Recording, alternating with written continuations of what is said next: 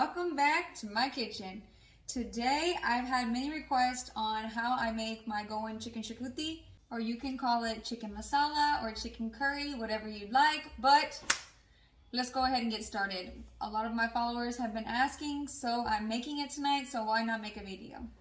I have already got my chicken. I'm using legs and thighs. I've already peeled the skin off of them, and now I'm just going to put slits in them, just because if you don't, the chicken is gonna not have like any of the spices and stuff go inside. It's gonna be like tasty on the outside and not so tasty on the inside. So I like to just add a few like slices throughout the chicken. So we're all cleaned up, everything's cleaned, everything's ready to go. Now we'll start with the marination. I myself like to marinate the chicken in salt, a little salt first, and lime. So, and I'm using 2 limes for this amount of chicken. So once you have the lime and your salt on your chicken, give it a good mix. All right, so now let's go to the next part of the marination. I add 2 heaping tablespoons of ginger garlic paste. 2 heaping tablespoons. Mixing. Now let's add the spices. I'll add a teaspoon of turmeric. And then I'll add about 4 teaspoons of chili powder. You can add more, you can add less, depending on how spicy you like it. And mixing. Look at that, guys. Already looking so lovely in color. Now let's chop up our coriander. You want to add this to your marinade when you're marinating the chicken. Again, optional, but this is what I do.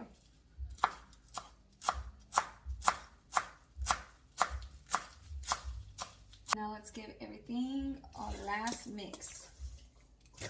All right, it's ready to go. Put a lid, whatever you want to put on top of it, set it in your fridge, and let it sit there. Overnight is best, but at least 4 hours before cooking.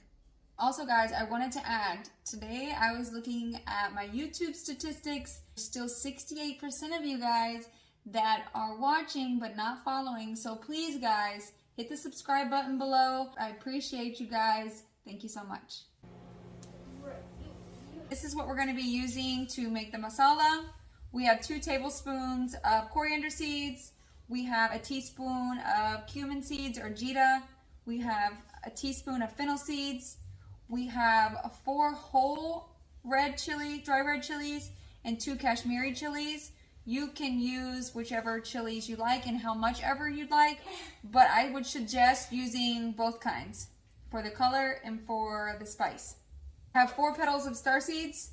I have a small piece of nutmeg. I have an inch piece of cinnamon. I have 6 cloves. I have 12 peppercorns, and I have a small piece of mace. We will dry roast all of those first, and then we're going to use 1 large onion. I didn't have 1 large, so I'm using 2 small. Half is going to be used for the frying with the chicken, and the other half will be for the masala. I have 2 large tomatoes. I had to split mine up because I had small ones. I have 8 garlic cloves, and then we're going to use about an inch and a half piece of ginger. And then along with that, we have 1 cup of freshly grated coconut. Now the onions for the masala, you can roughly chop them. They do not need to be cut any specific way. But for right now, just for the grinding portion, we're just gonna do that. Half of a whole onion, and then our ginger, our garlic, and all of our spices with our coconut, along with a tamarind ball and your cup of coconut. All right, so like I said, the everything for grinding the masala can just be roughly chopped. So I'll roughly chop the ginger and keep that aside. And then I'll go ahead and I do like to smash the garlic just because it brings out more flavor. All right, now let's go ahead and start dry roasting our spices. All right, guys, let's start with the roasting. Ready?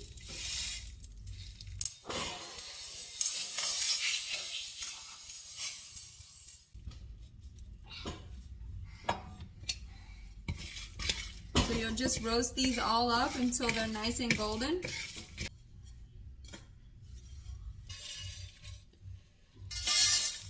You'll just set those to the side and let them cool.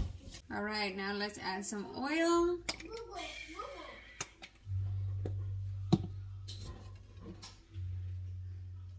Once it's hot, add in your onions.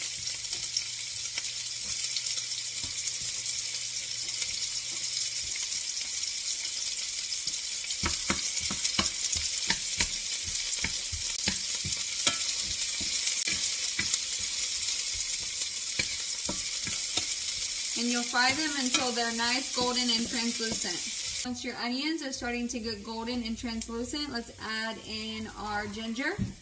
Fry it for a little bit. All right, now we'll add in those garlics. Fry them for a little bit. As baby Lavish comes in. Are you smiling? Say hi to everyone. Say hi! Say hi. Yeah. Once the smell of the raw ginger and raw garlic have gone, it's time to transfer it to the same pan where your whole spices are. And just let it rest so it can cool before you grind. Now let's roast that coconut.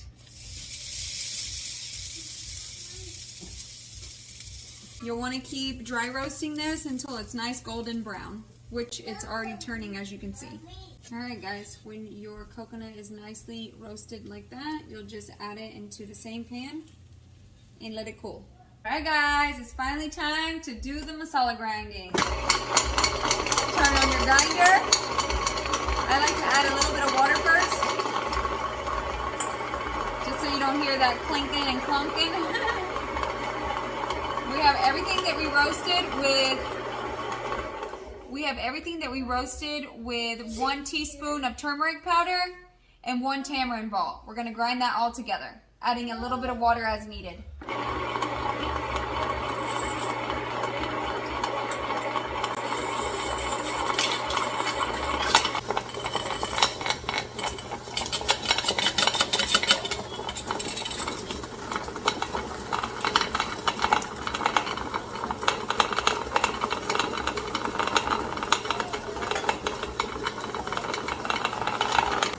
So once everything is grinding nicely, as you can see inside, let's put that to the side and start chopping our onions and tomatoes that we need for actually cooking the masala.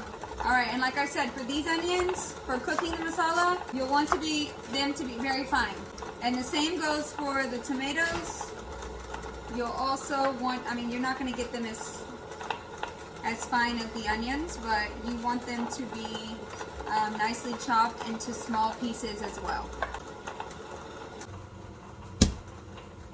Add quite a bit of oil, probably about 4 tablespoons. You want to start by adding in your bay leaf and your onions.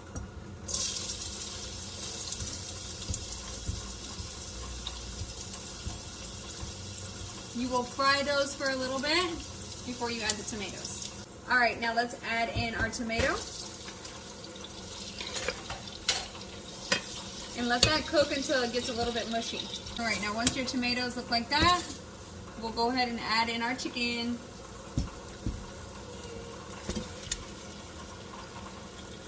You can add just a tad bit of water and get the rest of that marinade and pour it in there as well so you don't waste.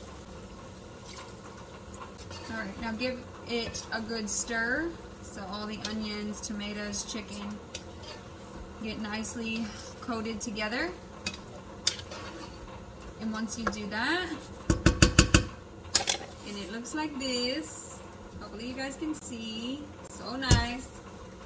You want to put it on medium and pop on the lid and let it cook. And once you start seeing it produce water, that's when you want to add in your potatoes. I did forget to add that, but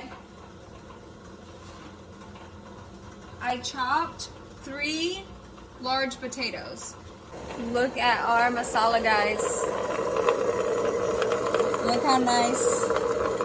This machine does the best job, guys. You really have to get one. It is linked in my bio on my Amazon storefront. It is the best. Beyond perfect masala. Go ahead and add in our potatoes. Give it a mix. And then cover it back up and let it cook for some more time. Right now it should look like this. Cover and cook. Alright guys. Look at that. It's time to add in our masala. Look at that. Let's stir all this in first, and then we can add a little bit more water to that afterwards and get the remaining masala out. It's already looking lovely. All right, I added some water to my grinder. Add that in. Give it a good stir again. At this time, I'll add some salt. And I like to squeeze 1 lime. Give everything a nice mix.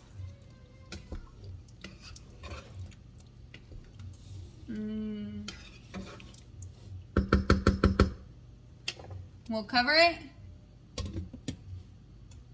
and let it cook. This is optional, but you will not be sorry. Chat masala. I just like to add like just 2 little small pinches to it, as well as a small bit of sugar, just to balance out the flavors. Give it a stir and let it cook again. Add your freshly chopped coriander. Give it a nice stir.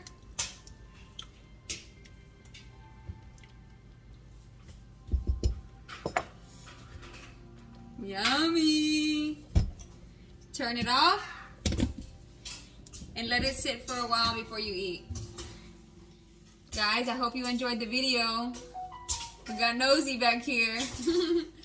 I hope you enjoyed the video, guys. You know what to do. If you like, share and follow for more. Bye, guys, and don't forget to subscribe.